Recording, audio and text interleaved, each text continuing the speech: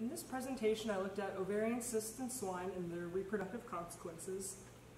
So, in ovarian cysts in swine, they're commonly found just single ones in the reproductive tract, and these do not affect reproduction, but once you get into multiple cysts, this can cause failures such as anestrus, irregular heats, and even infertility.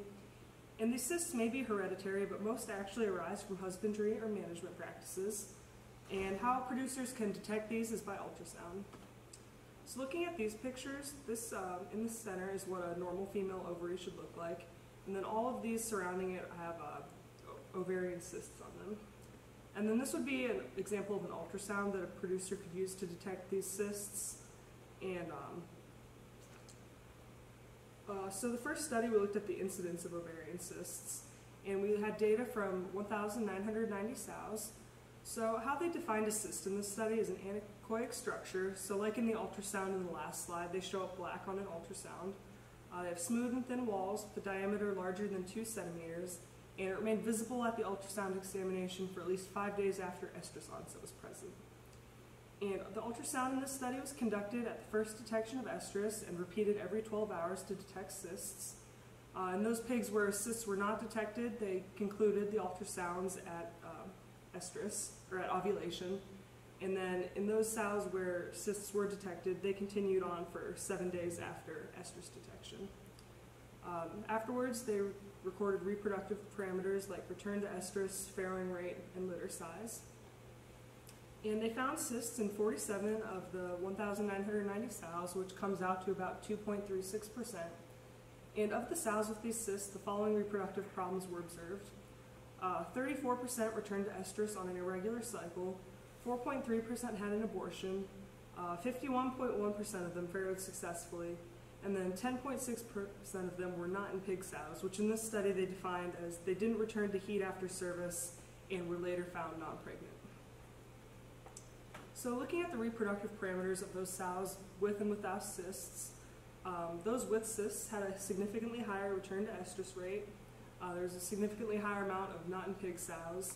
And then if we're looking at the farrowing rate, those without cysts had almost a 40% increase in the farrowing rate.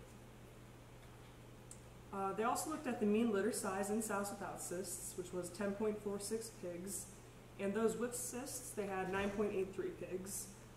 So cysts was more detrimental to farrowing rate than the number born alive, but they used this data to estimate the total piglet production in 100 sows. So with their data, if they estimated that if they had 100 sows without cysts, they would produce 940 piglets. And if they had 100 sows with cysts, they would produce 524 piglets. So looking at some variables that can cause ovarian cysts, studies have shown that cyst incidence and lactation length are correlated. If pigs are weaned too early, the follicles present at farrowing can continue to grow, as FSH and LH are not inhibited by nursing. However, these sows don't produce the pre-ovulatory surge of LH, and they continue to grow into cysts. So looking at this diagram, the lactation length that was less than 14 days with these early weaned pigs, they had a significantly higher incidence of ovarian cysts as those that were allowed to keep their piglets on teat for 2 weeks or greater. And then they also looked at the wean to estrus interval that impacted the incidence of ovarian cysts. So in this chart, they had sows that had a wean to estrus interval of less than 3 days, had a significantly higher incidence of cysts than those with 3 or more days. And their reasoning behind this was that sows may need more than 3 days to restore their LH surge mechanism. So putting both these variables together, sows with a short weaning to estrus interval and short lactation length were more vulnerable to the development of ovarian cysts. They had a well-developed pulse frequency system that allows follicles to grow to pre-ovulatory size, so they did have enough estrogen to express estrus.